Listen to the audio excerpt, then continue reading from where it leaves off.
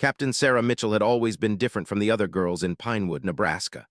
While her classmates at Pinewood High dreamed of prom dresses and college sororities, Sarah spent her weekends at the small municipal airport, watching planes take off and land. Her father, Tom Mitchell, worked as a mechanic there, and from the time she could walk, she'd followed him around the hangars, asking questions about engines, wings, and what made something heavier than air stay in the sky. "That girl's got grease in her veins," old Mr. Henderson, the airport manager, used to say with a chuckle. "Never seen a kid so interested in airplanes." But not everyone in Pinewood saw it as a good thing. The town was small, population barely 3,000, and it held on to old ideas the way it held on to everything else, tightly and without much willingness to change. When Sarah announced at her high school graduation party that she was joining the Air Force to become a pilot, the reaction was mixed at best. "A pilot," her Aunt Carol had said, her voice dripping with concern that barely masked disapproval. "Sarah, honey, that's so dangerous. Why don't you become a nurse or a teacher, something more suitable?" "More suitable for a girl, you mean?" Sarah had replied, her jaw set in that stubborn way her mother recognized all too well. Her mother, Linda, had squeezed her hand under the table. "If that's what you want, baby, then you go for it." But her father had been the one who truly understood. That night after the guests had left, Tom had found Sarah sitting on the porch steps, looking up at the stars.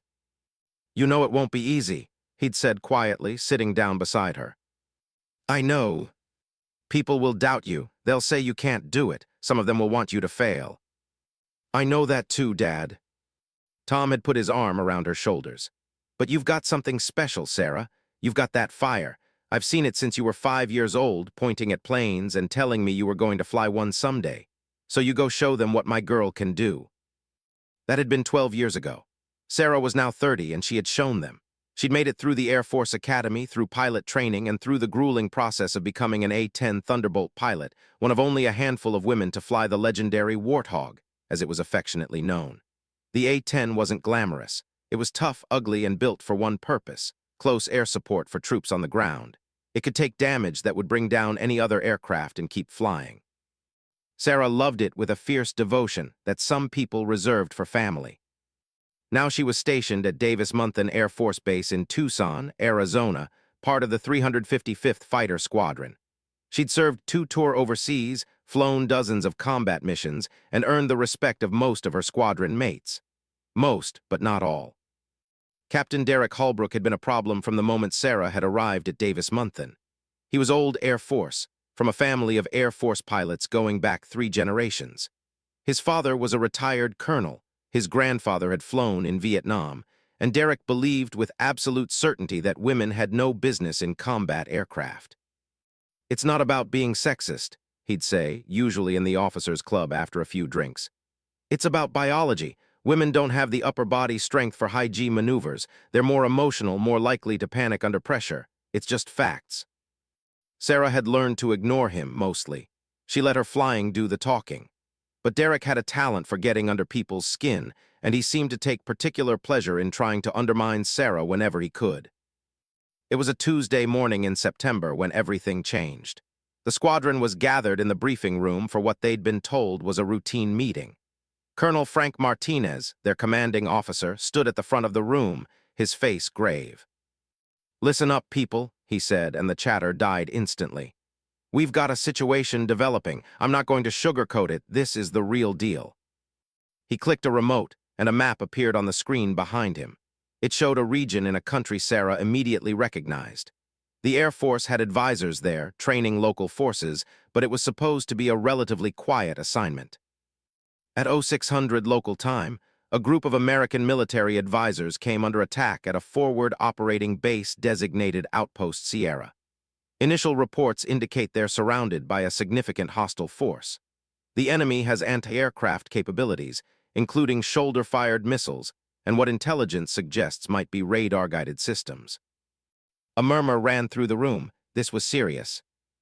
"Air support has been requested, and we're it," Colonel Martinez continued. "The closest combat aircraft are us. Command has authorized an immediate deployment. We'll have 4 birds in the air within 2 hours. He paused, his eyes scanning the room. "Mitchell, you're team lead. Holbrook, you're her wingman. Ramirez and Chen, you're the second element." Sarah felt her stomach tighten, not with fear but with focus. This was what she'd trained for, but she also noticed Derek's jaw clench. He hated taking orders from her. "Sir," Derek said, standing up. "With all due respect, shouldn't a more experienced pilot take lead on something this hot?" Colonel Martinez's eyes narrowed. "Captain Holbrook, Captain Mitchell has more combat hours in the A-10 than anyone in this squadron except me. She's logged 43 combat missions. I'd say that makes her plenty experienced. Do you have a problem with your assignment?" The room was dead silent. Everyone knew what was really being asked. Derek's face reddened. "No, sir, no problem." "Good, then I suggest you all get to your birds. Whether brief in 10 minutes, then we're wheels up. Dismissed." As the pilots stood and began filing out, Sarah caught Derek's glare. It promised trouble, but she didn't have time to worry about his ego. American lives were on the line. The next 2 hours were a blur of preparation.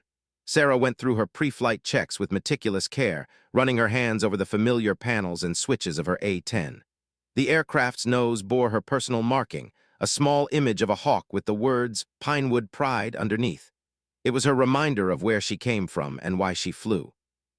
Her crew chief, Technical Sergeant Maria Vasquez, helped her strap in. "Heard it's a tough one, Captain," Maria said, checking Sarah's harness connections. "They're all tough ones, Maria, but we'll bring these girls back home." "I know you will, ma'am. You always do." As Maria climbed down from the cockpit, Sarah ran through her startup sequence. The A-10's twin engines roared to life with their distinctive whine. Around her, she could see the other 3 aircraft powering up. Derek's plane was directly to her right. She tried to raise him on the radio. "Hawkeye 2, this is Hawkeye Lead. Radio check." There was a long pause before Derek's voice came back, clipped and cold. "Hawkeye Lead, Hawkeye 2, loud and clear."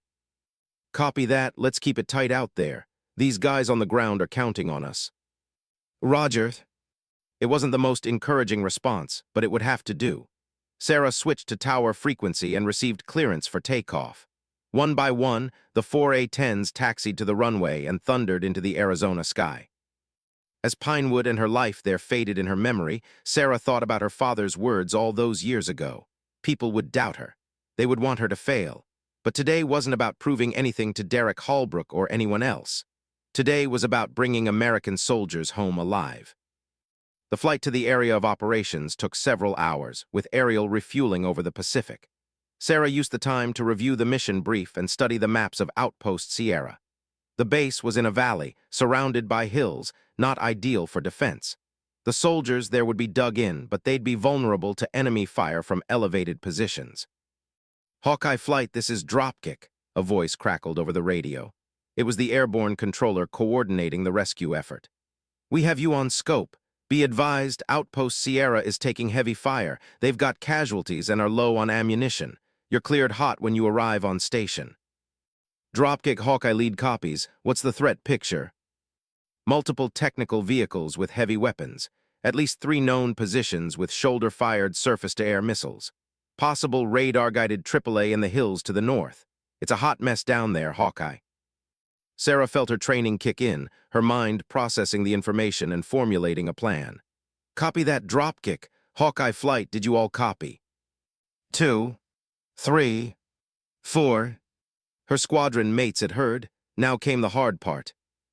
"Okay, here's how we're going to work this," Sarah transmitted. 2, you're with me. We'll make the first pass on the targets closest to friendly positions. 3 and 4, you maintain high cover and watch for those SAM sites. The second we get lit up by radar, I want to know about it." "Hawkeye Lead, Hawkeye 2. Derek's voice had an edge to it. "I think we should reconsider the approach. Coming in that low with SAMs active is suicide. We should stand off and use guided munitions." Sarah took a breath. He was second-guessing her plan, and he was doing it on an open channel where everyone could hear. "Hawkeye 2, we don't have time for standoff tactics. Those soldiers down there need immediate close air support. The A-10 was built for this. Trust your training." "Easy for you to say when you're not thinking clearly," Derek shot back. "This is exactly why." "Hawkeye 2, that's enough." Colonel Martinez's voice cut across the frequency. He'd been monitoring from base. "You will follow Hawkeye Lead's instructions. That's an order. Acknowledge." The silence stretched for several seconds. Then, "Hawkeye 2 acknowledges." But Sarah knew the damage was done. Derek had questioned her judgment in front of the whole squadron, and worse, he'd implied she was letting emotion cloud her decisions. It was the oldest stereotype in the book, and he'd deployed it at the worst possible time. She pushed it out of her mind. Right now, 30 American soldiers were pinned down and under fire. That was all that mattered. Hawkeye flight descending to attack altitude. Music on. Sarah activated her aircraft's electronic countermeasures, systems designed to confuse enemy radar and missiles. Around her, the other pilots did the same. The 4 A-10s dropped through a layer of clouds, and suddenly the battlefield spread out below them. Sarah could see the small cluster of buildings that made up Outpost Sierra, surrounded by sandbag fortifications. Smoke rose from several locations inside the perimeter. Outside the wire, dozens of technical trucks, pickup trucks with heavy weapons mounted in their beds, were maneuvering for position, pouring fire into the base. Dropkick Hawkeye lead his eyes on, multiple targets beginning attack run. Roger Hawkeye, cleared hot. Outpost Sierra is marking their position with IR strobes. Sarah could see them now through her targeting system. The friendly forces huddled behind their defenses, marked by infrared lights visible only through her sensors. She selected her targets, 3 technical vehicles positioned on a ridge about 500 meters from the base perimeter.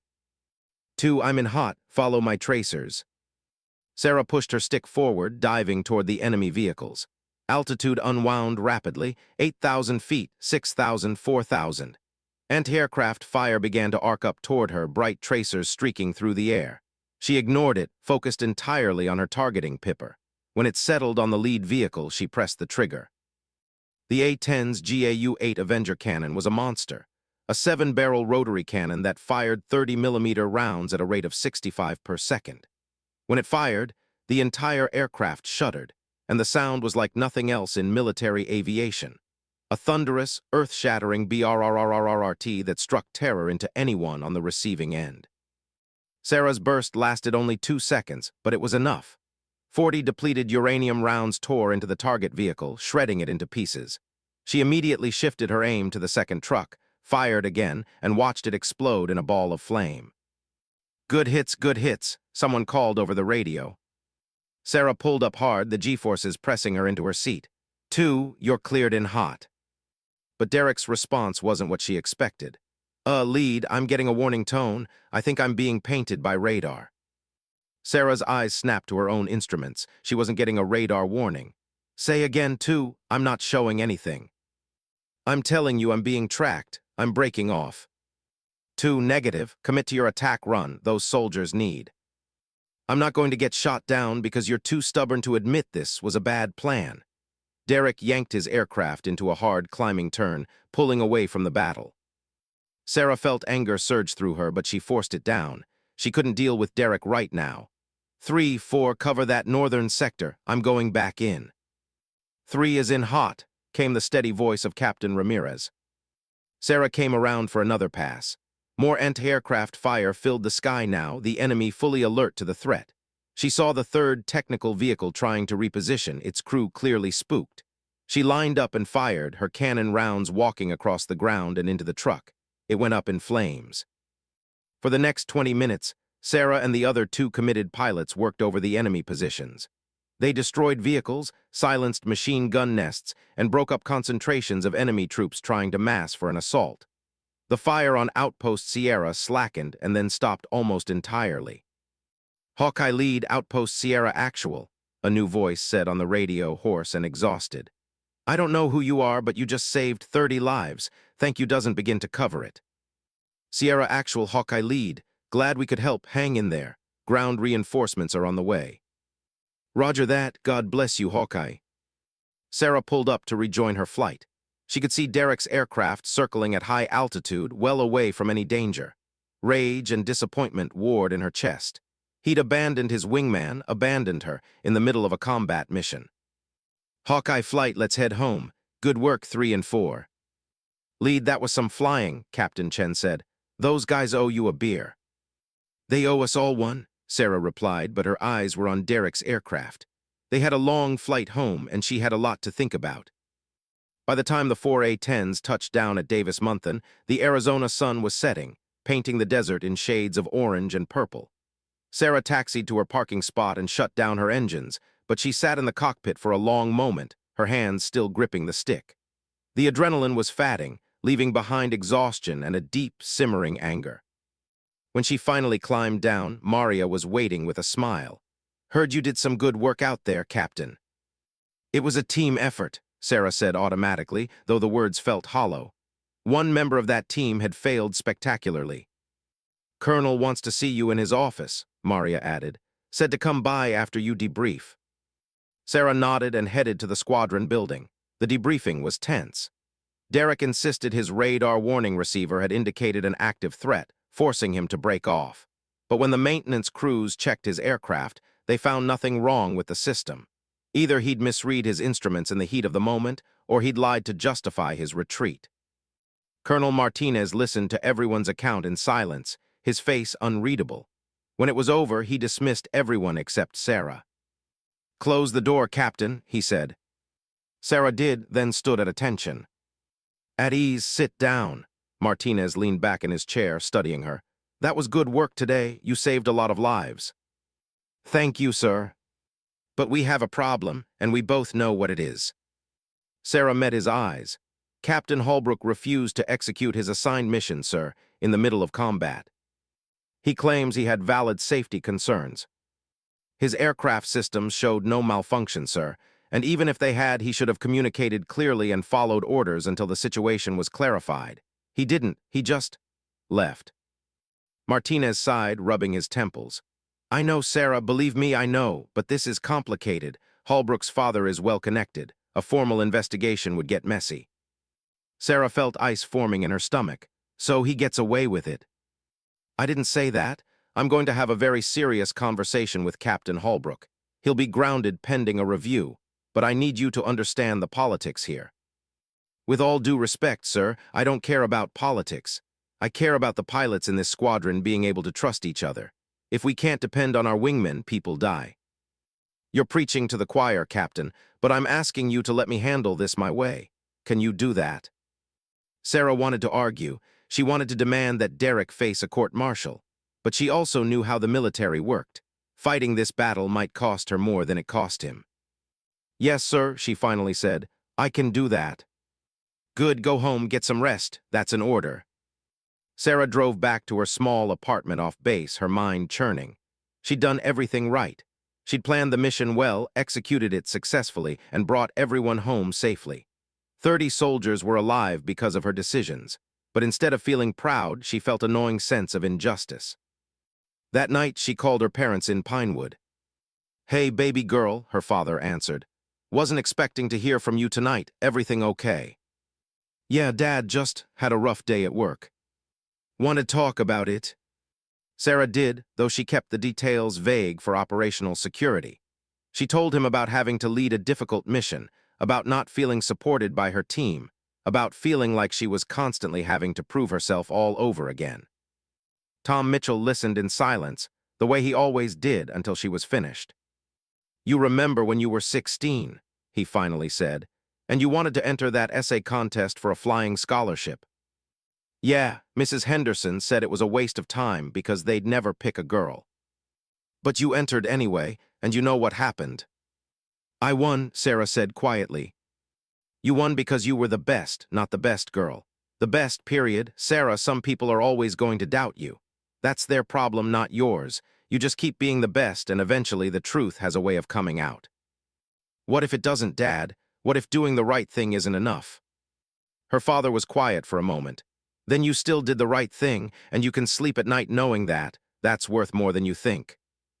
After they hung up, Sarah sat on her couch, staring at the wall. Her father was right, of course, but tonight it didn't feel like enough. 2 weeks passed. Derek remained grounded, though the rumor mill said his father was making calls to people at the Pentagon. Sarah flew more missions, trained newer pilots, and tried to focus on her job. But there was a tension in the squadron now, a dividing line between those who thought Derek had been treated unfairly and those who believed he'd gotten off too lightly. Then, on a Thursday afternoon, Colonel Martinez called another briefing. "Okay, people, we've got a new tasking," he announced. "There's a situation developing that requires our immediate attention. I won't lie to you, this one's going to be dangerous. We're going deep into hostile territory to provide coverage for a special operations extraction. 2 operators are trapped behind enemy lines, and we're going to get them out. He pulled up a map showing rugged, mountainous terrain. The threat level is extreme. Heavy anti-aircraft presence including advanced systems. This is volunteer only. I need 2 pilots. Sarah's hand went up immediately. So did several others, including, to her surprise, Derek Holbrook's. Martinez's eyes moved between them. Captain Mitchell, you're in, and... He hesitated, then nodded. Captain Holbrook, you're her wingman. Again, I want you 2 to prove to me that this squadron can work as a team. Dismissed. As everyone filed out, Sarah felt a hand on her shoulder. It was Captain Ramirez. Watch your 6 out there, she said quietly. I mean it. Sarah nodded. She understood the warning. She'd be flying into danger with a wingman she couldn't trust. But 2 operators were counting on them. She'd just have to be good enough for both of them. What Sarah didn't know, what none of them knew, was that this mission would change everything. Within 72 hours, she would be missing, presumed dead. Her squadron would mourn her. Her parents would receive a visit from casualty affairs officers. And Derek Holbrook would be the only witness to what happened in the sky that day. But that was still to come. For now, Sarah went home to pack her gear and prepare for the mission.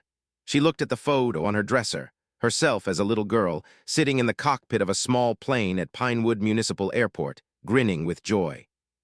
I'm going to make you proud, Dad, she whispered, no matter what it takes. The mission briefing took place at 0400 hours in a secured room in the squadron building. Sarah arrived early, as she always did, carrying a thermos of coffee and her mission planning materials. The room was cold, the air conditioning set too high, and she wrapped her hands around the warm metal of the thermos as she studied the maps spread across the table. The target area was deep in hostile territory, a mountainous region where 2 special operations soldiers had been conducting reconnaissance when their position was compromised. Now they were holed up in a cave system, surrounded by enemy forces, waiting for extraction. A helicopter would go in to pull them out, but it would be vulnerable during the approach and extraction. That's where Sarah and Derek came in, provide close air support, keeping enemy forces suppressed while the rescue bird did its work. Simple in theory, in practice it was going to be a nightmare.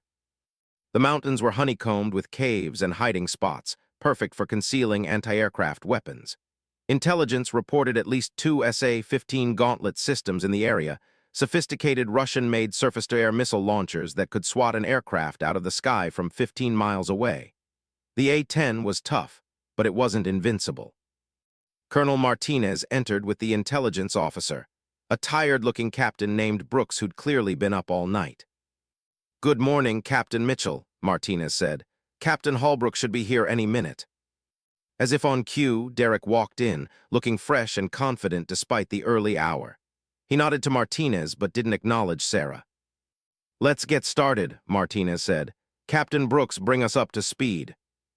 Brooks pulled up satellite imagery on the wall screen. Okay, here's what we know. Call signs Python 1 and Python 2 went dark approximately 18 hours ago. Last communication indicated they were under fire and moving to a fallback position here. He pointed to a spot on the map where a small red X was marked. That's a cave complex on the eastern slope of this ridge. The geography provides some protection, but it also limits their mobility. What's the enemy strength? Sarah asked. Estimated at 50 to 70 combatants, equipped with small arms, heavy machine guns, and mortars. They've got the cave system surrounded, but haven't been able to dislodge our guys. However, at first light, they'll likely attempt a full assault. And the SAM threat. 2 confirmed SA-15 sites. Brooks highlighted areas on the map. One here. Both are mobile systems, so they could relocate. We'll have electronic warfare support from a Growler, but you'll still be in the envelope when you're on station. Derek leaned forward. What's the weather? Not good. There's a storm system moving through the area. Low cloud ceiling, poor visibility. It'll provide some cover, but it'll also make flying more challenging. Challenging? Derek repeated, looking at Sarah. Is that what we're calling suicide missions now? Captain Holbrook, Martinez said sharply, if you have concerns about the mission, voice them now.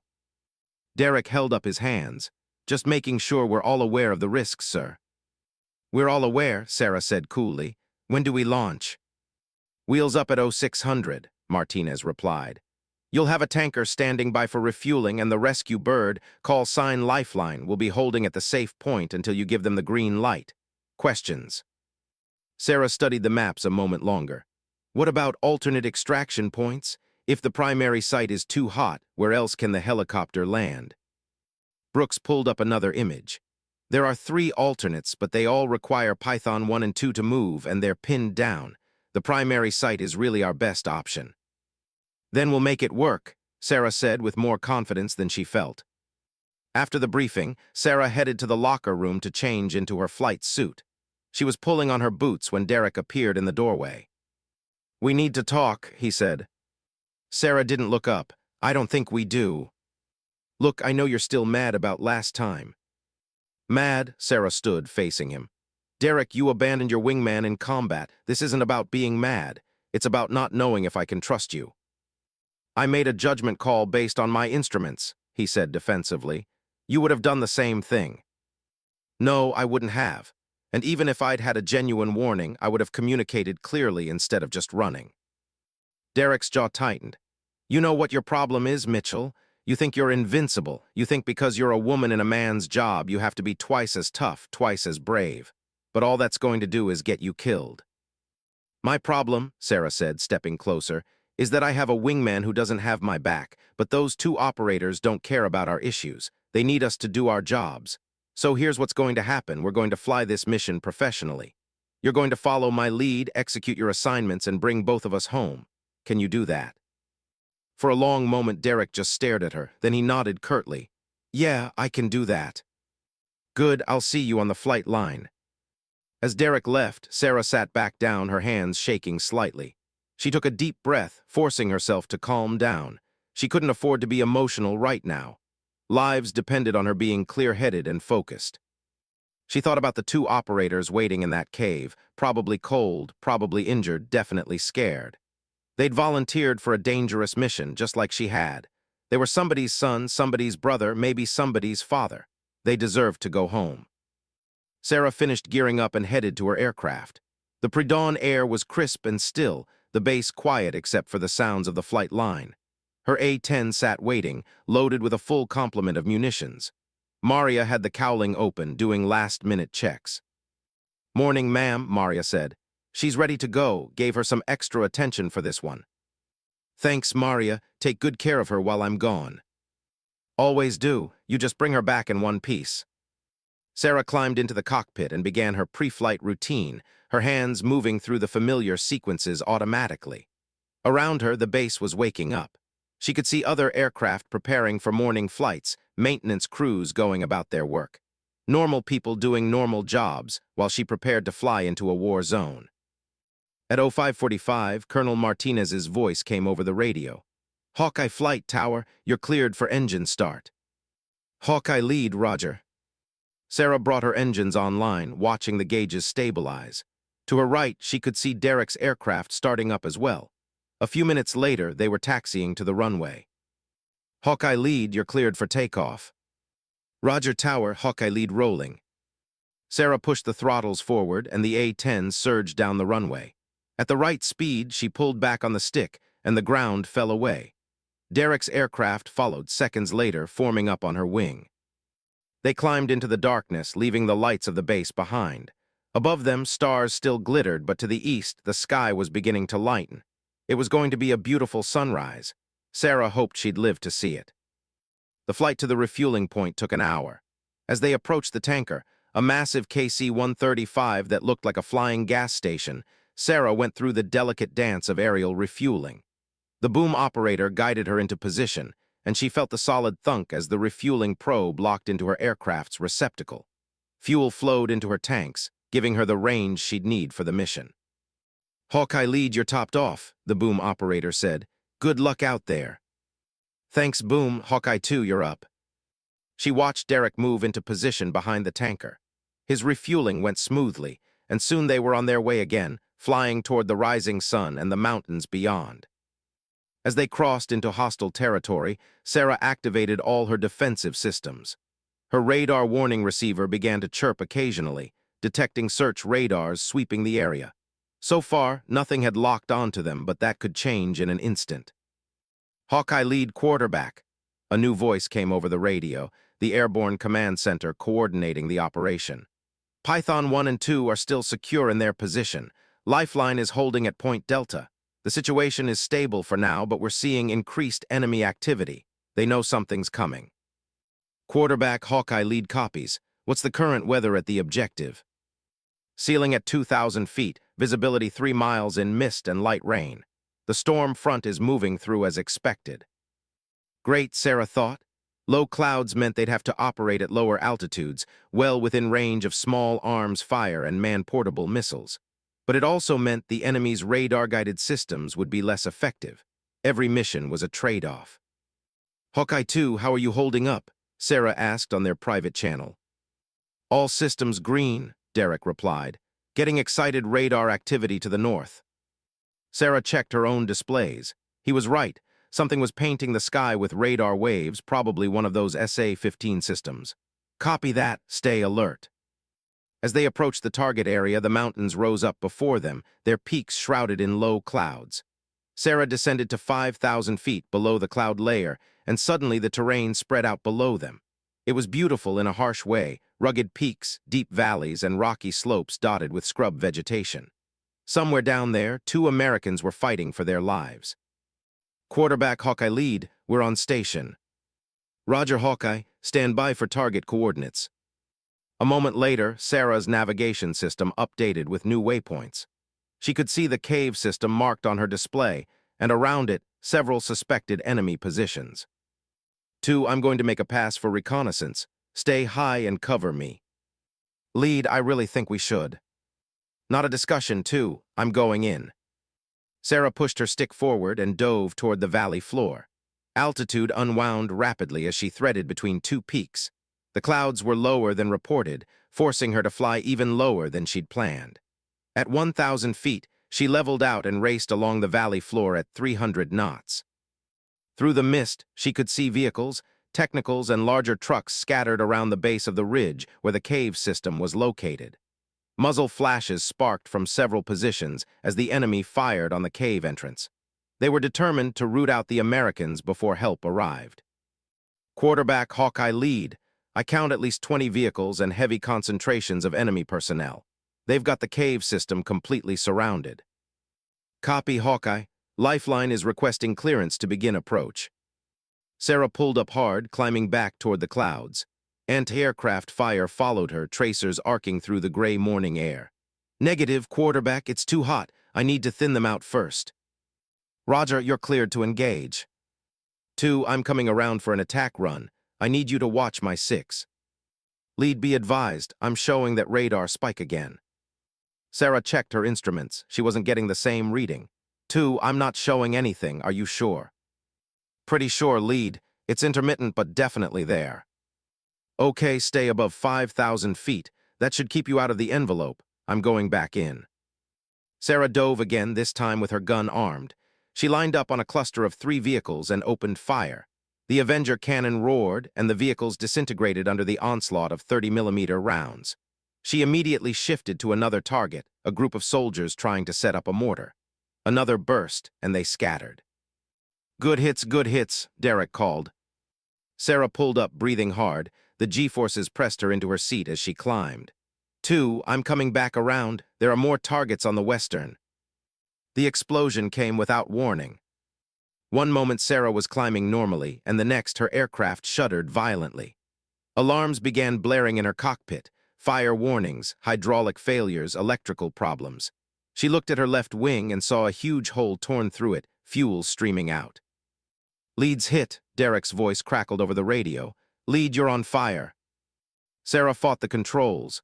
The A-10 was tough. It could take damage that would destroy any other aircraft, but this was bad. She'd taken a direct hit from something, probably a shoulder-fired missile. 2, I'm losing hydraulics. Can you see how bad it is? Derek's aircraft pulled alongside. Your left engine is burning, and you've got significant damage to the wing and tail. You need to get out of here now. Negative, those operators need air support. Mitchell, don't be stupid. Your plane is falling apart. Sarah checked her instruments. Her left engine was dead, but the right one was still running. She had minimal hydraulic pressure, which meant her controls would be stiff and unresponsive. Her fuel was hemorrhaging, giving her maybe 15 minutes before the tanks ran dry. But the mission wasn't complete. 2, I can still fly. I'm going to make one more pass. This is insane. It's necessary. Now shut up and cover me. Sarah pushed her damaged aircraft back into a dive. It responded sluggishly, like swimming through mud, but it responded. She lined up on another group of enemy vehicles and fired. The cannon still worked, thank God. She hosed down the targets, watching them explode. But as she pulled up, the fire warnings intensified. Through her mirrors, she could see flames spreading along her fuselage. Quarterback Hawkeye lead. I'm critically damaged and losing systems. Send Lifeline in now while I've got their attention. Roger Hawkeye, Lifeline is inbound. Lead, your whole left side is burning now, Derek reported, and for the first time she heard genuine fear in his voice. You have to eject. Not yet. 2, I need you to suppress those positions on the northern ridge. The helicopter needs a clear approach. What, lead eyes? Do it, Holbrook, that's an order. There was a pause and then, Roger, I'm rolling in. Sarah watched as Derek's aircraft dove and began engaging targets. He was doing it. He was actually doing it. Despite everything, when it counted, he was coming through. Lifeline, Hawkeye lead. The LZ should be clear in 30 seconds. What's your position? Hawkeye, Lifeline is 2 minutes out. 2 minutes? Could she keep her aircraft in the air for 2 more minutes? Sarah checked her gauges. Fuel was critical. The fire was spreading. She had no hydraulics left. She was flying on pure mechanical linkages and willpower. Python 1, Hawkeye lead. Do you copy? A new voice, rough and exhausted. Hawkeye, Python 1, we hear you. Are you the crazy pilot setting the world on fire up there? Despite everything, Sarah smiled. That's me. Lifeline is inbound. Get ready to move. Roger, we're Oscar Mike. And Hawkeye, thanks for the help.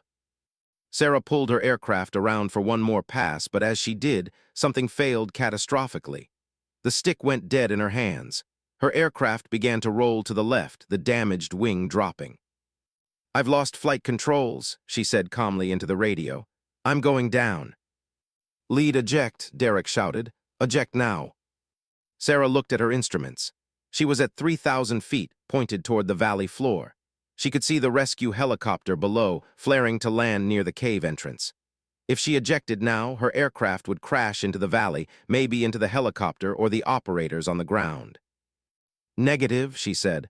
I'm going to try to clear the valley first. Mitchell, there's no time. But Sarah wasn't listening anymore. She was fighting her aircraft with everything she had, trying to coax it over the ridge line ahead.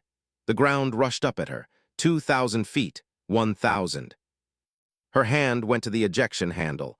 If she waited any longer, the parachute wouldn't have time to open. But just a few more seconds. The ridge flashed beneath her. She'd cleared it. Now, she whispered and pulled the handle. The canopy blew away and the rocket motor under her seat fired, launching her into the sky. The violence of the ejection was incredible, like being hit by a truck. The world spun crazily as she tumbled through the air. Then her parachute deployed with a bone-jarring snap, and suddenly everything was quiet. She was floating, drifting down through the mist. Below her, she saw her aircraft slam into the side of a mountain and explode in a ball of orange fire. For a moment, Sarah just hung there in her parachute harness, stunned. She was alive. Against all odds, she was alive. But then reality came crashing back. She was coming down in hostile territory, miles behind enemy lines. And judging by the terrain below, she was going to land right in the middle of enemy-held ground. 2, I'm down, she transmitted. I'm under parachute and about to land. I see you, lead, I see you. Lifeline has Python 1 and 2, they're lifting off now. Good, that's good. Sarah looked down and saw the ground coming up fast. She prepared for landing, bending her knees the way she'd been trained. She hit hard, rolling across rocky ground. Pain shot through her ankle, but she ignored it, gathering her parachute before it could drag her. She was in a small valley between 2 ridges, surrounded by rocks and sparse vegetation. And in the distance, she could hear engines, vehicles coming her way. Sarah pulled out her survival radio. Any station, this is Hawkeye lead. I'm down and evading. Request immediate SAR. Hawkeye lead quarterback, we copy. Initiating rescue protocols. Can you move to a safer location? Sarah looked around. There was a cluster of rocks about 200 meters away that would provide cover. She started moving toward them, trying not to limp on her injured ankle. I'm moving now, but I've got company coming. Roger, help is on the way. Stay hidden and stay alive. As Sarah reached the rocks and tucked herself into a crevice, she heard Derek's voice on the radio. Lead, I have to return to base. I'm out of fuel. I understand. Thanks for the cover, too. There was a long pause. Then, I'm sorry, Mitchell, for everything. We're going to get you out of there. I know. Now go home safe. Sarah listened to Derek's engines fade into the distance. Then there was only silence, broken occasionally by the sound of vehicles searching for her. She checked her equipment. She had her sidearm, a few energy bars, a first aid kit, and 2 radios. Not much to survive behind enemy lines with, but it would have to do. As the day wore on, Sarah moved from hiding spot to hiding spot, staying ahead of the search parties. By nightfall, she'd put several miles between herself and the initial landing site, working her way higher into the mountains. The cold was bitter, and her ankle throbbed with every step, but she kept moving. On the second day, one of her radios died. On the third day, she ran out of food. By the fourth day, she was weak, cold, and starting to fear that rescue might not come. But Sarah Mitchell was from Pinewood, Nebraska. She was Tom Mitchell's daughter, the girl who'd dreamed of flying, and she wasn't going to give up. On the 5th night, huddled in a cave while rain poured down outside, Sarah made a decision. Rescue wasn't coming. The search efforts had probably been called off. She was presumed dead. So she would have to save herself. At first light, she began moving again, this time with a destination in mind. If she could make it to the border, 100 miles away through hostile territory, she might have a chance. It took her 12 days. 12 days of moving at night, hiding during the day, scrounging for water and whatever food she could find. She avoided enemy patrols, twice coming within meters of being discovered. Her ankle never healed properly, and she developed a limp. The supplies she'd had ran out, and she survived on roots, insects, and sheer determination. But she kept moving. On the 12th night, delirious with exhaustion and hunger, Sarah stumbled across a border checkpoint. She hid in the brush until she was sure it was friendly forces. Then she stepped out into the light, her hands raised. Don't shoot, she croaked. I'm American Air Force Captain Sarah Mitchell. The guards stared at her in shock. She must have looked like a ghost, filthy, injured, barely able to stand. Captain Mitchell, one of them said, but you're dead. You've been dead for almost 2 weeks. Sarah smiled weakly. Not yet. Can somebody get me a phone? I need to call my dad. They rushed her to a medical facility, where doctors treated her for dehydration, malnutrition, and her injured ankle. The base commander came to visit her in the hospital. Captain Mitchell, I don't know how you made it out of there, but what you did was remarkable. Those 2 operators you saved, they're home safe because of you. The country owes you a debt. I was just doing my job, sir. Well, you did it better than anyone could have asked. When you're recovered, there are going to be a lot of people who want to hear your story. But Sarah's thoughts were elsewhere. Sir, what about Captain Holbrook? Is he okay? The commander's expression changed. Captain Holbrook made it back safely. He reported your loss. The memorial service was last week. Sarah lay back on her pillow, processing this. She'd been mourned, grieved. Her parents had thought she was dead. I need to contact my family, she said. We're working on that. For now, you need to rest. But Sarah couldn't rest. Something was nagging at her about Derek's account of what happened. He'd said her aircraft was damaged beyond recovery, that ejecting was her only option. But what about before that? What about the mission itself? She'd have time to think about it later. For now, she was alive. Against all odds, she was alive. The phone call home was harder than any mission Sarah had ever flown. She sat in the hospital room, her hand shaking as she held the receiver and listened to it ring. Once, twice, 3 times. Hello, her mother's voice sounded hollow, exhausted. Mom, it's me. There was a long silence on the other end. Then, Sarah, baby, is this really you? It's really me, Mom, I'm alive. The sound that came through the phone was somewhere between a sob and a laugh. Tom, pick up the phone, it's Sarah, she's alive. Sarah heard a clatter as her father grabbed the extension. Sarah. Hi, Dad. Tears were streaming down her face now. I'm so sorry I couldn't call sooner." "Oh, baby girl," her father's voice broke. "We thought they told us you were gone. The Air Force came to the house, they said." "I know, Dad, I know, but I'm okay. I'm hurt a little, but I'm okay." For the next 30 minutes, Sarah gave them a carefully edited version of what had happened.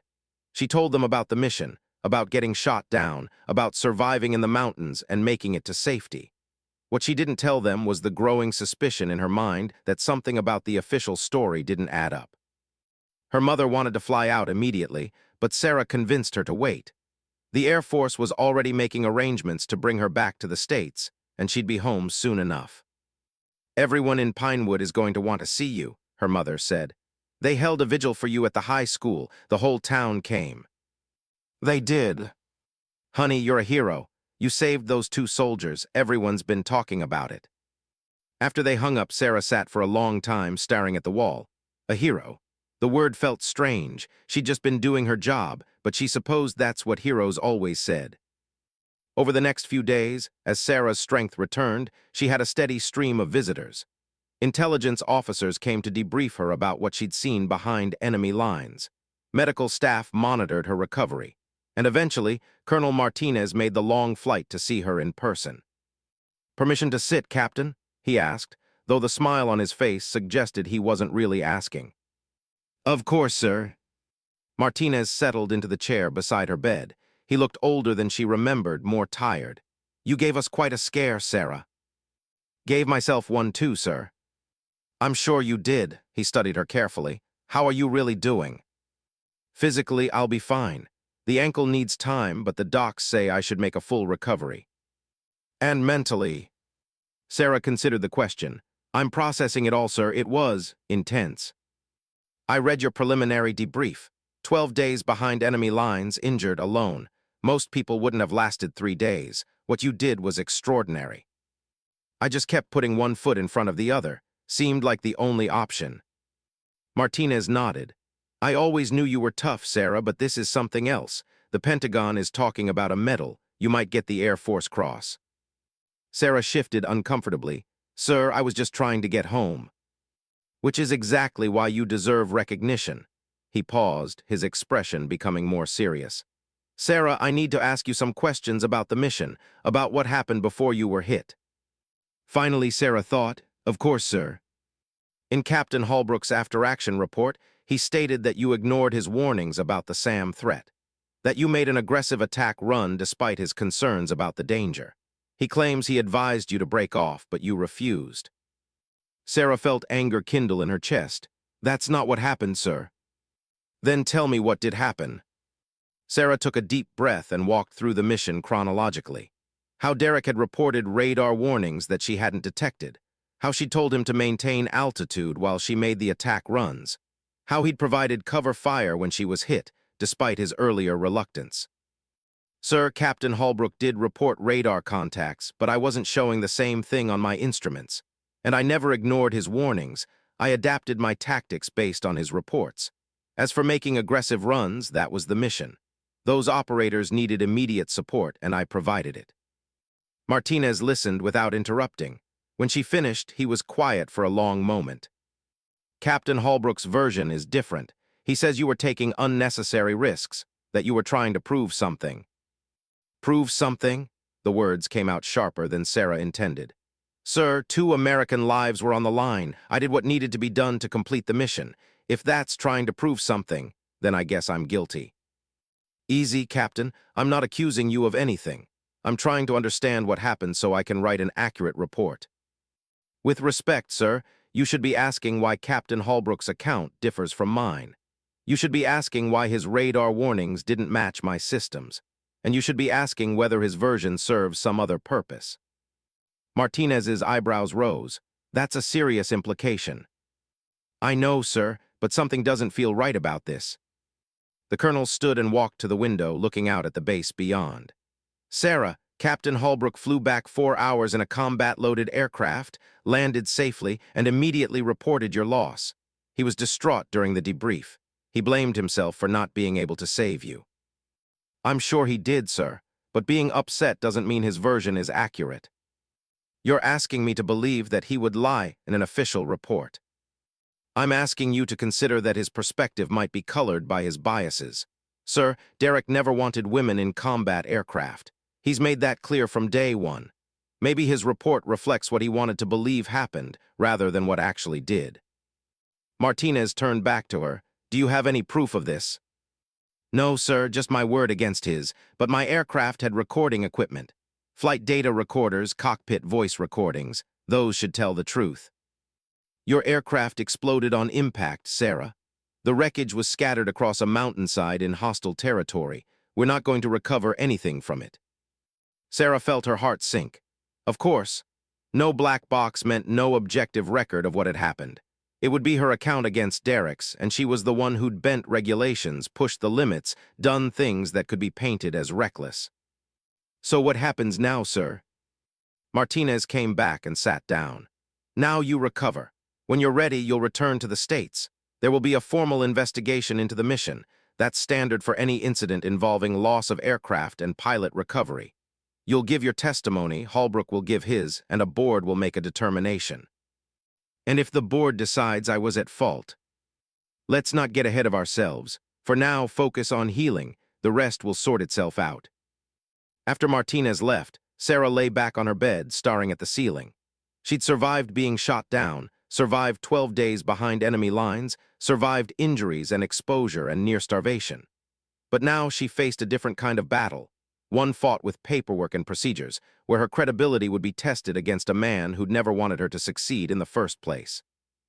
2 days later, Sarah was cleared to fly home. The Air Force arranged for a medical transport, and she made the long journey back to Davis-Monthan Air Force Base in Tucson. When the aircraft landed, she was stunned to see a crowd waiting on the tarmac. Her squadron was there along with base leadership, and behind the security fence, what looked like half of Tucson. Someone had leaked her return, and people had come out to welcome her home. As she descended the stairs slowly, favoring her injured ankle, a cheer went up. Someone started chanting, "USA, USA," and the crowd joined in. Sarah felt overwhelmed, embarrassed, and deeply moved all at once.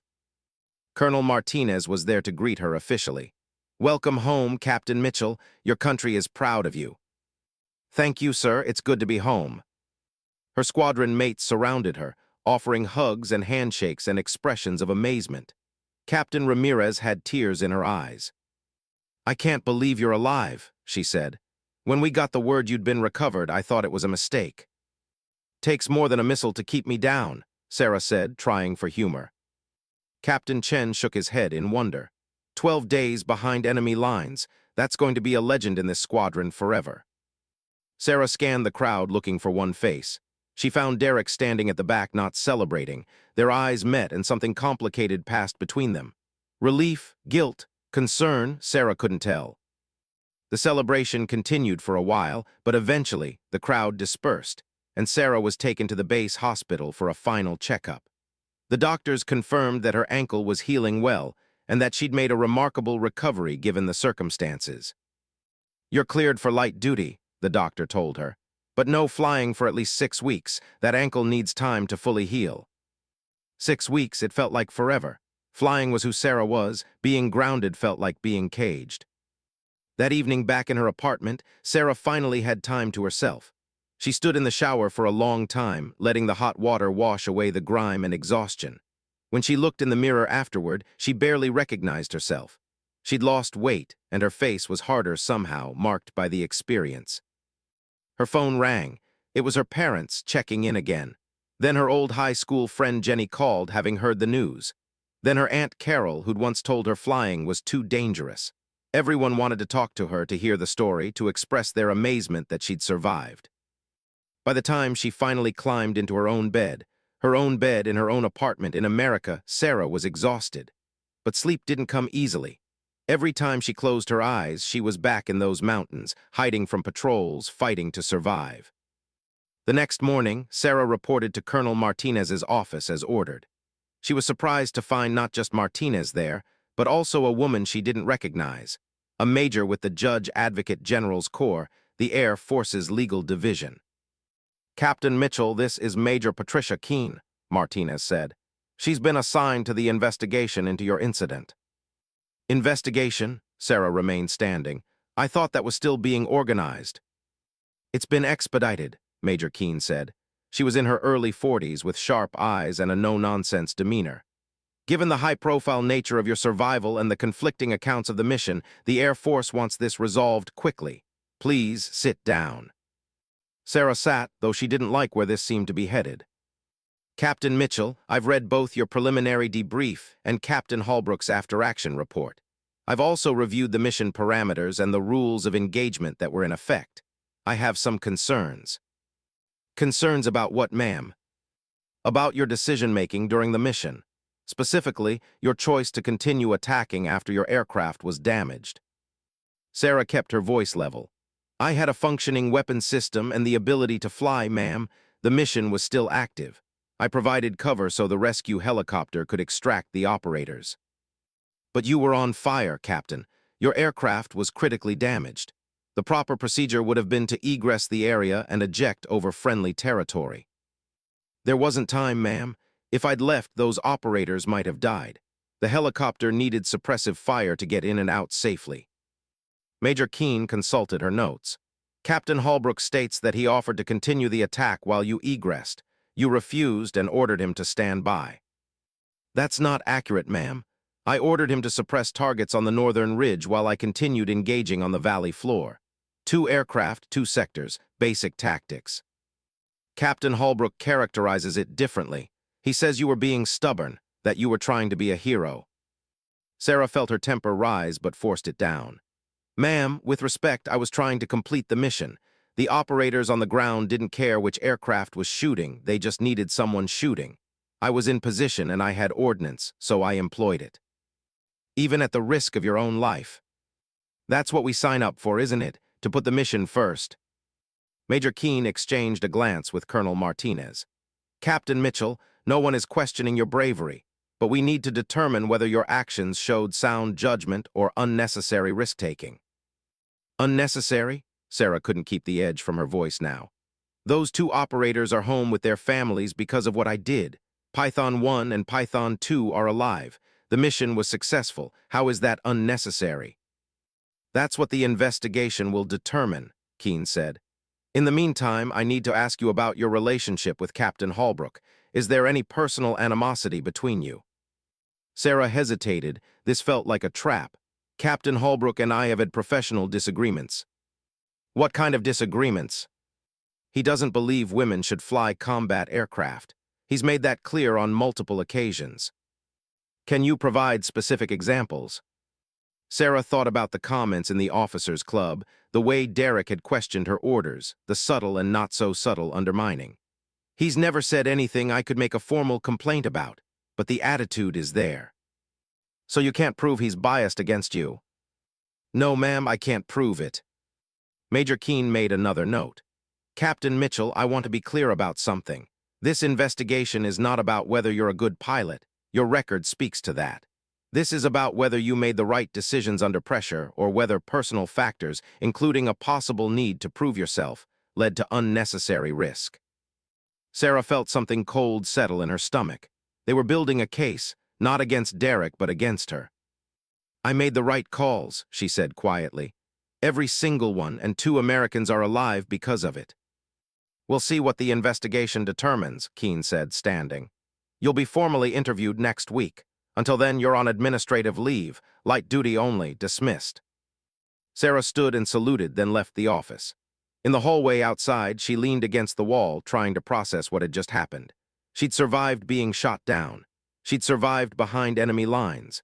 But now she was facing an investigation that seemed designed to paint her as reckless, emotional, and impaired in judgment.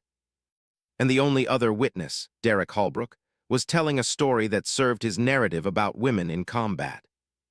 That afternoon, Sarah sat in her apartment and did something she hadn't done in years.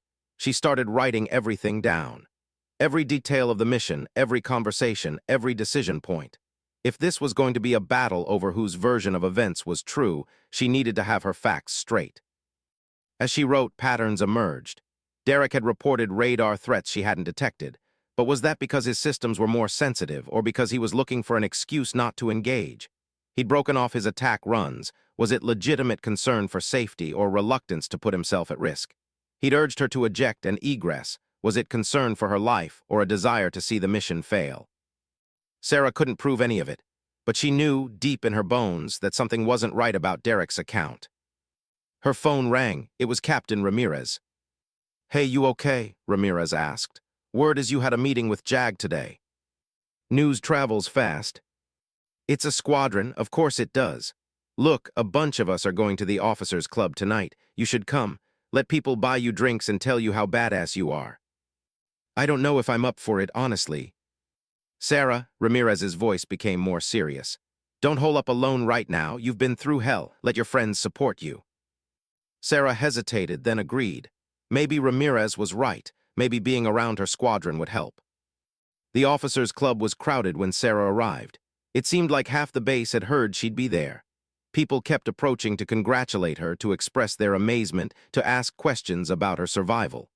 Sarah answered as best she could, though part of her mind was elsewhere. Then she saw Derek. He was at the bar nursing a beer, watching her. When their eyes met, he stood and walked over. "Can we talk?" he asked quietly. "Outside." Sarah excused herself from the conversation she'd been having and followed Derek out to the patio. The Arizona night was cool, the desert sky full of stars. "I didn't think you'd come tonight," Derek said. "Ramirez convinced me." "I'm glad." He took a long pull from his beer. "Sarah, I need to say something. I'm sorry." "Sorry for what?" "For how I've acted, for the things I've said about women in combat, for not having your back the way I should have." He looked at her directly. "You were right about me. I let my biases affect my judgment, and on that mission, I froze. When things got hot, I froze." Sarah studied his face, trying to determine if this was genuine. "You provided cover fire when I needed it. Only after you shamed me into it. And then when you went down, I wanted to stay. I wanted to help, but I was out of fuel and I couldn't." His voice trailed off. "I thought I'd gotten you killed." "You didn't get me killed. The mission was dangerous. We both knew that going in. But I didn't support you the way a wingman should. And now, with this investigation, I feel like I need to be honest about what happened." Sarah felt hope stir. "What do you mean?" "I mean my after-action report. It's not complete. It makes it sound like you were being reckless, but that's not fair. You were being aggressive, sure, but that's what the situation required. I need to clarify that." "Derek, if you're saying this because you feel guilty." "I'm saying it because it's the truth. You saved those operators. You did your job, and you did it better than I did mine. I'm going to talk to Major Keene and make sure she knows that." After Derek left, Sarah stayed on the patio for a long time, looking up at the stars. Maybe things would work out. Maybe the truth would emerge. Maybe her reputation would survive this. But deep down, she couldn't shake the feeling that it wouldn't be that simple. Nothing ever was. Part 4, the investigation deepens. The formal investigation began the following Monday. Sarah reported to a conference room in the base headquarters building, where a panel of 3 officers sat behind a long table. Major Keene was there, along with a full colonel Sarah didn't recognize and a lieutenant colonel from the inspector general's office. A court reporter sat off to the side, ready to transcribe everything. "Captain Mitchell, please be seated," the colonel said. His name tag read Morrison. "This is a formal Article 32 investigation into the events of September 23rd. You have the right to have counsel present. Do you wish to exercise that right?" Sarah had thought about getting a lawyer but decided against it. She had nothing to hide. "No, sir. I'll proceed without counsel." "Very well. For the record, I'm Colonel James Morrison. With me are Major Patricia Keene and Lieutenant Colonel Susan Alvarez. We're here to establish the facts regarding the mission that resulted in the loss of aircraft tail number 82-500 and your subsequent survival behind enemy lines." Over the next 4 hours, they took Sarah through every moment of the mission. What her pre-flight brief had covered, what intelligence she'd received, what her flight plan had been, every radio call, every decision point, every tactical choice. Sarah answered carefully and precisely, sticking to the facts. When they asked about Derek's radar warnings, she acknowledged them but noted that her own systems hadn't confirmed the threats. When they asked about her decision to continue attacking after being hit, she explained the tactical situation and the immediate danger to the rescue helicopter. "Captain Mitchell," Colonel Morrison said, "you stated that your aircraft was on fire and experiencing multiple systems failures. In your professional judgment, was the aircraft still safe to fly? Safe is a relative term, sir. Was it airworthy enough to make it back to base? No. Was it functional enough to employ weapons for 2 more minutes? Yes. But you were risking your life with every second you stayed airborne. Yes, sir, but Python 1 and Python 2 were also risking their lives, and they'd been doing it for days. My risk was temporary. Theirs was ongoing. Major Keene leaned forward. Captain, help us understand your thought process. You had a clear path to eject over relatively safe territory. You could have preserved your own life with minimal risk. Instead, you chose to remain in a burning aircraft to fire a few more rounds. Some might say that shows poor judgment. Sarah met her eyes steadily. Ma'am, if I'd ejected when Captain Holbrook first suggested it, the helicopter might not have been able to extract those operators. Enemy fire was still too heavy. Every vehicle I destroyed, every position I suppressed, increased the probability that the rescue would succeed. In my judgment, that was worth the risk. Even if it meant your death. Even if it meant my death, that's what we're trained for, isn't it? Mission first, people always. The questioning continued. They asked about her relationship with Derek, about any personal stress she might have been under, about whether she'd felt pressure to perform. Sarah answered everything honestly, though she could sense where they were trying to lead her. Finally, Colonel Morrison called for a break. Sarah stepped outside to find Captain Ramirez waiting in the hallway. "How's it going?" Ramirez asked quietly. "They're trying to paint me as reckless, as if I was trying to prove something instead of just doing my job. That's garbage, and everyone knows it. Everyone except the people in that room." Sarah rubbed her eyes. She was tired, and her ankle was aching from sitting in one position for so long. "How's Derek's interview going?" "Already finished. He was in there for about 2 hours this morning." Sarah felt a chill. "What did he say?" "I don't know the details, but—" Ramirez hesitated. "Sarah, I heard he didn't clarify his report the way he said he would. He stuck to his original version." "What? But he told me he was going to tell them the truth. He apologized." "I know, but people are saying he got cold feet, or maybe pressure from somewhere else." Ramirez glanced around to make sure they were alone. "His father's been making calls. The retired Colonel Holbrook. Word is he's pushing to make this about proper procedures and chain of command, not about Derek's performance." Sarah closed her eyes. Of course, Derek might have felt guilty, but family loyalty and self-preservation apparently won out. "So I'm on my own." "Not entirely. A lot of us are willing to testify on your behalf. We'll tell them what kind of pilot you are, what kind of officer. Character witnesses won't matter if the facts support Derek's version." "Then we make sure they don't." When the hearing resumed, Sarah was shown video footage from the rescue helicopter. Grainy and shaky, it showed Sarah's aircraft making its final attack run, fire streaming from its wing and fuselage. She watched herself, watched her aircraft, maneuvering over the valley, cannon fire stitching across the ground. Then the helicopter's camera focused on the extraction, and Sarah's plane disappeared from the frame. "Captain Mitchell," Colonel Alvarez spoke for the first time, "watching this footage, do you still believe you made the right decision?" Sarah watched the screen as the 2 operators were pulled into the helicopter, wounded but alive. "Yes, ma'am, I do. Even knowing what it cost you. The 12 days behind enemy lines, the injuries, the trauma. Ma'am, those 2 men went home to their families. Whatever I went through was worth that." The panel exchanged looks. Finally, Morrison nodded. "Thank you, Captain. We'll reconvene tomorrow morning for additional witness testimony. You're dismissed." Sarah left the building and drove home, but instead of going to her apartment, she found herself driving north out of Tucson and into the desert. She needed space to think, space to breathe. She pulled off at a scenic overlook and got out of her car. The sun was setting, painting the sky in brilliant oranges and purples. The desert stretched out before her, vast and empty. It reminded her a little of those mountains where she'd hidden, fought, and survived.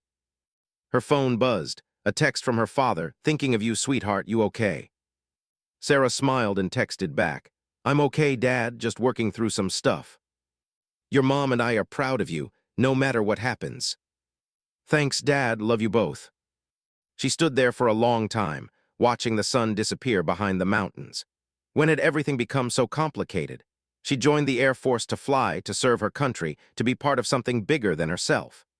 Now she was caught in a political and legal battle that had little to do with flying and everything to do with egos, biases, and institutional inertia. The next day's testimony included several of Sarah's squadron mates, who all vouched for her skill, professionalism, and judgment.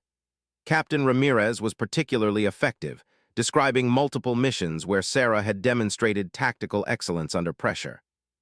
"Captain Mitchell is one of the best pilots I've ever flown with," Ramirez stated firmly. "She's aggressive when the situation requires it, but never reckless. On the mission in question, she did exactly what needed to be done." But then Derek took the stand for additional questioning, and everything changed. "Captain Holbrook," Major Keene said, "in your initial report you stated that Captain Mitchell was taking unnecessary risks. Do you still stand by that assessment?" Derek glanced at Sarah, then away. "Yes, ma'am. I believe Captain Mitchell was placing herself in danger beyond what the mission required." "Can you elaborate?" "She continued engaging targets even after I advised her to break off. She ignored standard safety procedures. And when her aircraft was critically damaged, she refused to eject, despite my repeated suggestions that she do so." "Why do you think she made those choices?" Derek shifted uncomfortably. I think Captain Mitchell felt she had something to prove. She wanted to be the hero. She wanted to show that a woman could handle the pressure of combat as well as any man." Sarah felt like she'd been punched in the gut. This wasn't just disagreement about tactics. Derek was attributing her decisions to gender, suggesting that her actions stemmed from insecurity rather than tactical judgment. "Captain Holbrook," Colonel Morrison interjected, "that's a significant psychological assessment. What evidence do you have for this conclusion?" "It's just my observation, sir. Captain Mitchell has always been very driven, very competitive. I think that sometimes clouds her judgment." "But you have no specific evidence that gender considerations affected her decision-making on this mission?" "No, sir, it's just my impression." The questioning continued, but the damage was done. Derek had planted the idea that Sarah's actions were driven by emotion and insecurity, not tactical necessity. And without the aircraft's black box to prove otherwise, it was her word against his interpretation. When the day's testimony ended, Sarah didn't go home. She went straight to the base gym and spent 2 hours on the heavy bag, pounding out her frustration. Her ankle protested, but she didn't care. She needed to hit something. "Easy there, Captain. You're going to hurt yourself." Sarah turned to find Master Sergeant Davis, the squadron's senior enlisted advisor, watching her with concern. "Just blowing off steam, Sergeant. Looks more like you're trying to knock that bag into next week." He walked over and held the bag steady. "I heard about today's testimony. Holbrook's full of it." "Unfortunately, his opinion is going into the official record." "Yeah, well, opinions aren't facts. And the fact is, you're a damn good pilot who made damn good decisions under impossible circumstances. Try convincing the panel of that." Davis was quiet for a moment. "You know, I've been in the Air Force for 26 years, seen a lot of pilots come and go. The great ones aren't the ones who never make mistakes. They're the ones who do the right thing when it costs them something. You did that, Captain. You paid the price to get those boys home. That's what makes you great." Sarah felt tears prick her eyes but blinked them back. "Thanks, Sergeant." "Don't give up. The truth has a way of coming out." But as the investigation continued into its second week, Sarah began to wonder if Davis was right. Witness after witness testified, but the core question remained. Had Sarah exercised sound judgment, or had she let personal factors drive her decisions? The problem was that combat situations were inherently subjective. Reasonable people could disagree about the right course of action, and in the absence of objective data from the aircraft, it came down to credibility. Did the panel believe Sarah's account of tactical necessity or Derek's account of emotional risk-taking? Then, on the 8th day of testimony, something unexpected happened. Sarah was sitting in the waiting area when Major Keene emerged from the hearing room, looking troubled. She spotted Sarah and walked over. "Captain Mitchell, I need to ask you something off the record." "Ma'am." Keene glanced around to ensure privacy, then lowered her voice. "Did you have any recording devices with you during your time behind enemy lines?" Sarah's heart jumped. "I had a GoPro camera attached to my helmet, ma'am. Standard procedure for combat missions. I don't know if it survived the ejection or if it captured anything useful." You didn't mention this in your testimony.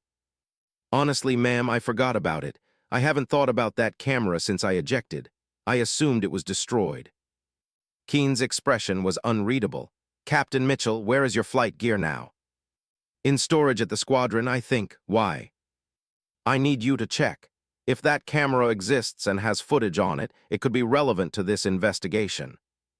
Sarah felt a surge of hope. Yes, ma'am, I'll check right away. An hour later, Sarah was in the squadron's equipment room, digging through the bag that contained her survival gear, the equipment she'd had with her when she was recovered. Most of it was ruined, stained, torn, damaged by 2 weeks in the mountains. But when she found her helmet, she saw that the GoPro was still attached. With shaking hands, she removed it. The camera's case was scratched and dented, but it seemed intact. She pressed the power button, not expecting anything to happen. The camera turned on. Sarah's breath caught. She navigated to the stored files. There were several video files dated from the day of the mission. The last one was time-stamped just minutes before she'd ejected. "Oh my God," she whispered. She immediately called Major Keene, who told her not to review the footage herself, but to bring the camera directly to the investigation panel. Sarah drove to headquarters, the camera sitting on the passenger seat like a ticking bomb. What would it show? Would it support her version of events? Or would it somehow make things worse? When she arrived, the panel was hastily reassembled. Sarah handed over the camera and they plugged it into a computer system. The video appeared on a large screen. The footage was shaky and sometimes hard to see, but the audio was clear. Sarah watched herself go through her pre-flight checks, taxi to the runway, take off. Then the video cut to scenes over the target area. "There," Colonel Morrison said, pointing at the timestamp. "This should be around when Captain Holbrook reported radar contacts." They listened to the radio traffic. Sarah heard her own voice. "2, I'm not showing anything. Are you sure?" Derek's response. "Pretty sure, lead. It's intermittent but definitely there." "And there's no alarm audible in Captain Mitchell's cockpit," Major Keene noted. "Her radar warning receiver is silent." They continued watching. The footage showed Sarah's first attack runs, the enemy vehicles exploding under her cannon fire. Then came the moment when she was hit. The camera shook violently and alarms began blaring. "Lead's hit," Derek's voice, genuinely alarmed. "2, I'm losing hydraulics. Can you see how bad it is?" The next few minutes were intense. Sarah watched herself fighting to control the damaged aircraft, making additional attack runs despite the fire and systems failures. The camera captured Derek's increasingly urgent pleas for her to eject. "Mitchell, don't be stupid. Your plane is falling apart." And then Sarah's voice, calm despite everything. "2, I can still fly. I'm going to make one more pass." The video showed that final attack run, the destruction of the last enemy vehicles, and the helicopter swooping in for the extraction. Then came the moment when Sarah lost control. "I've lost flight controls. I'm going down." "Lead, eject now." "Negative. I'm going to try to clear the valley first." The camera captured Sarah's hands on the controls, fighting to keep the aircraft aloft just a few more seconds. When she finally pulled the ejection handle, the camera captured the violent explosion of the canopy separation, and then went blank as the G-forces of ejection shut it down. The room was silent when the video ended. "Play it again," Colonel Morrison said quietly, "from the point where Captain Mitchell was hit." They watched it 2 more times. Each time the same story emerged. Sarah had maintained control, made rational decisions, and prioritized the mission completion and the safety of the rescue team over her own survival. There was no panic, no emotional decision-making, no recklessness. "Captain Mitchell," Colonel Alvarez said, "this footage clearly shows your decision-making process. You were calm, controlled, and focused on mission completion. There's no evidence of the emotional factors Captain Holbrook described." "No, ma'am," Sarah said quietly. "I was just doing my job." Morrison turned to his fellow panel members. "I think we have what we need. Major Keene, recall Captain Holbrook. I have additional questions for him." Derek was recalled that afternoon. Sarah wasn't allowed to be present, but Captain Ramirez filled her in afterward. "They grilled him," Ramirez reported, "showed him the footage and asked why his assessment didn't match what the video showed. He tried to stick to his story at first, but they kept pressing. Finally, he admitted that maybe he'd let his personal feelings about women in combat color his interpretation of events. He admitted it. Not in those exact words, but yeah. He basically said that watching you take those risks made him uncomfortable, and he might have projected his own fears onto you. Sarah sat down heavily. So what happens now? The panel deliberates. Could take a few days, could take a week. But Sarah, Ramirez smiled. That video is going to clear you. Everyone who's seen it knows you did everything right. Sarah wanted to feel relieved, but she was too exhausted. The investigation had taken a toll, emotionally, physically, and professionally. Even if she was cleared, the questions about her judgment had been raised publicly. Some people would always wonder. That night, Sarah sat in her apartment and watched the news. A reporter was covering a story about her case, about the investigation into her actions. The segment showed a photo of her, looking young and confident in her flight suit, and described her survival behind enemy lines. Captain Sarah Mitchell became a symbol of courage and determination, the reporter intoned. But questions about her decision-making on that fateful mission have cast a shadow over her heroism. As the Air Force investigates, many are asking, did Captain Mitchell save lives through brave action or endanger herself through reckless choices? Sarah turned off the TV. She knew the answer. She'd always known. But now, thanks to a camera she'd forgotten she was wearing, the whole world would know too. 3 days later, the panel released its findings. Sarah was called to Colonel Morrison's office to receive the report privately before it was made public. Captain Mitchell, Morrison said, his expression unreadable, the panel has completed its investigation. After reviewing all testimony, examining the video evidence, and consulting with subject matter experts, we have reached our conclusions. Sarah held her breath. The panel finds that your actions during the mission of September 23rd were consistent with proper tactical judgment and in keeping with the highest traditions of the Air Force. Your decision to continue engaging enemy forces despite damage to your aircraft, while risky, was justified by the immediate threat to friendly forces and the ongoing rescue operation. Your choice to delay ejection to clear the valley demonstrated sound judgment and likely prevented additional casualties. Sarah felt tears threatening but forced them back. Furthermore, Morrison continued, the panel finds that the initial characterization of your actions as reckless was not supported by the evidence. The video footage clearly demonstrates calm, professional decision-making under extreme pressure. He paused. Captain Mitchell, you are fully cleared of any wrongdoing. Furthermore, the panel is recommending you for the Air Force Cross for extraordinary heroism in combat. Sir, I thank you, sir. You earned it, Captain. What you did out there saved lives. Don't let anyone tell you otherwise. As Sarah left Morrison's office, she felt something she hadn't felt in weeks. Hope. Not just hope that her name would be cleared, but hope that things might actually change. That maybe, just maybe, the next woman who flew combat missions wouldn't have to fight these same battles. But Sarah's story was far from over. The investigation might have cleared her name, but the real challenge, returning to flying, facing Derek, and dealing with the lasting effects of her ordeal, still lay ahead. And somewhere in the back of her mind, Sarah couldn't shake the feeling that something else was coming. Some other twist in this story that she couldn't yet see. The ceremony took place on a bright November morning at Davis-Monthan Air Force Base. The entire 355th Fighter Squadron was assembled on the parade ground, along with base leadership, local officials, and a sizable crowd of spectators. News crews had set up cameras to capture the event. Sarah stood at attention in her dress blues, her injured ankle now fully healed, as the Secretary of the Air Force read the citation for the Air Force Cross. Extraordinary heroism in combat with an armed enemy force. Captain Sarah Mitchell distinguished herself by heroism while engaged in aerial combat on September 23rd. Despite catastrophic damage to her aircraft and at great personal risk, Captain Mitchell continued to engage enemy forces threatening American lives. Her actions directly resulted in the successful rescue of 2 isolated personnel and demonstrated the highest standards of airmanship and devotion to duty. As the Secretary pinned the medal to her chest, the second highest combat decoration in the Air Force, Sarah's eyes found her parents in the crowd. Her mother was crying. Her father stood ramrod straight, his face filled with pride, and when their eyes met, he mouthed 2 words, "That's my girl." After the ceremony, there was a reception in the officers' club. Sarah found herself surrounded by well-wishers, but her mind was elsewhere. The medal was an honor, but what she really wanted was to fly again. The doctors had cleared her 2 weeks ago, but Colonel Martinez had kept her grounded, saying she needed more time to recover psychologically. "You've been through a trauma, Sarah," he'd said. "There's no shame in taking time to process it." "Sir, with respect, the best therapy for me is getting back in the cockpit." "I understand that, but I need to know you're ready."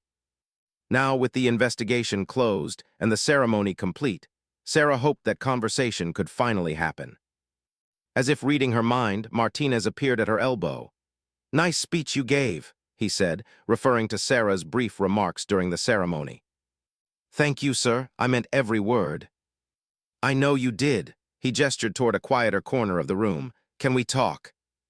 They found a spot away from the crowd. Martinez studied her carefully.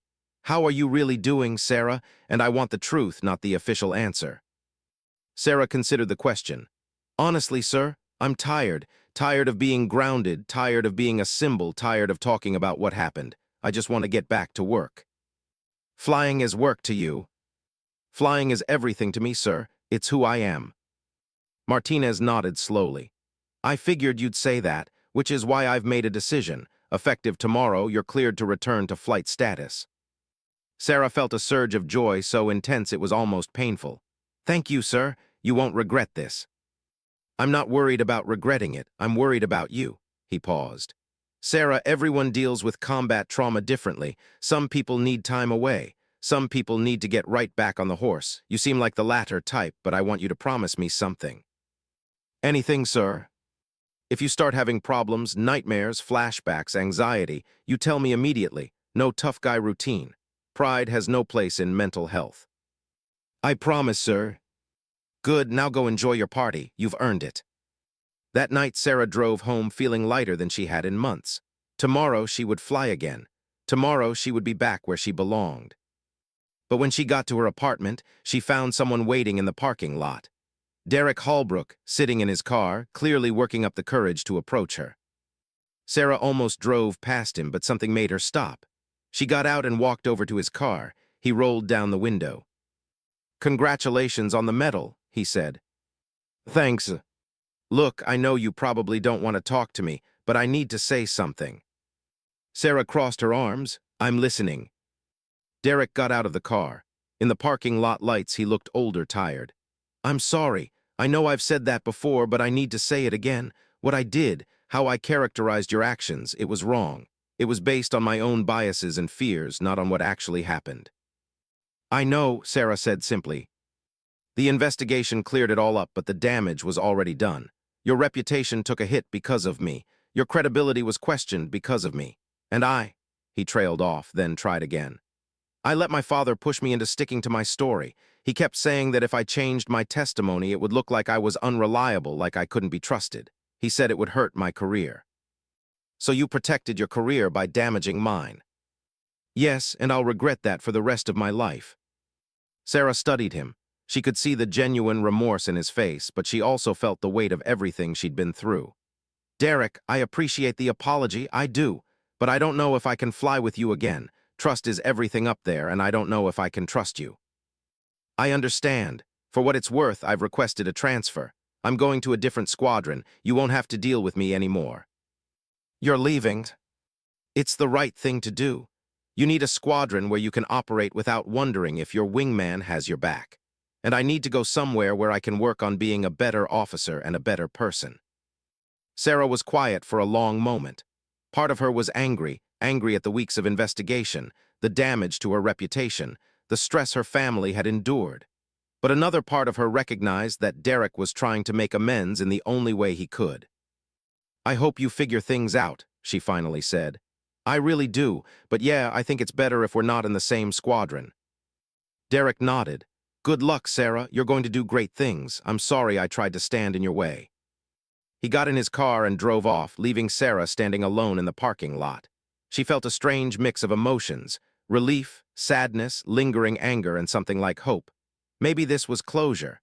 Maybe now she could finally move forward. The next morning, Sarah reported to the flight line earlier than necessary. She walked around her A-10, running her hands over the familiar surfaces. It was a different aircraft than the one she'd been flying when she was shot down, but it felt like coming home. Maria, her crew chief, found her there. "Morning, Captain. Heard you're finally getting back in the saddle." "That's the plan." "Well, she's ready for you. I made sure everything's perfect." Sarah smiled. "Thanks, Maria. Take good care of her." "Always do." The flight plan called for a simple training sortie, basic maneuvers, some weapons training at the range, nothing too complicated. Colonel Martinez would fly chase in another A-10, keeping an eye on her but letting her lead. As Sarah went through her pre-flight checks, she felt her training take over. Switch positions, gauge readings, control surface movements. It was all muscle memory, ingrained through thousands of hours of practice.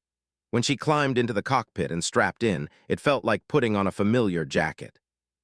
Tower Hawkeye 01, requesting clearance for engine start. Hawkeye 01, Tower, you're cleared for start. The engines spooled up with their distinctive whine. Sarah felt the vibration through her seat, felt the power of the machine around her, and something inside her clicked into place. This was right. This was where she belonged. Tower Hawkeye 01, taxi for takeoff. Hawkeye 01 cleared to taxi, and Captain, welcome back. Sarah smiled. Good to be back, Tower. She taxied to the runway, Colonel Martinez's aircraft following behind her. At the threshold, she ran through her final checks, then pushed the throttles forward. They accelerated down the runway, faster and faster, until that magical moment when the wings generated enough lift and the ground fell away. Sarah was flying. For the first few minutes, she just enjoyed the sensation of being airborne again. The Arizona desert spread out below her, vast and beautiful. The sky was clear and blue, perfect flying weather. She went through some basic maneuvers, gentle turns, climbs, descents, reacquainting herself with the feel of the aircraft. Hawkeye 01, you're looking smooth, Colonel Martinez said. How are you feeling? Feeling good, sir, really good. Glad to hear it. When you're ready, let's head to the range. They flew to the Bari M. Goldwater range, where Sarah ran through various weapons employment scenarios. She made strafing runs, practiced bombing patterns, and worked through target identification procedures. Everything felt natural, comfortable, like she'd never been away. But then, during one low-level pass, something unexpected happened. The turbulence from her own cannon fire shook the aircraft, and suddenly Sarah was back in that valley, her plane on fire, alarms blaring.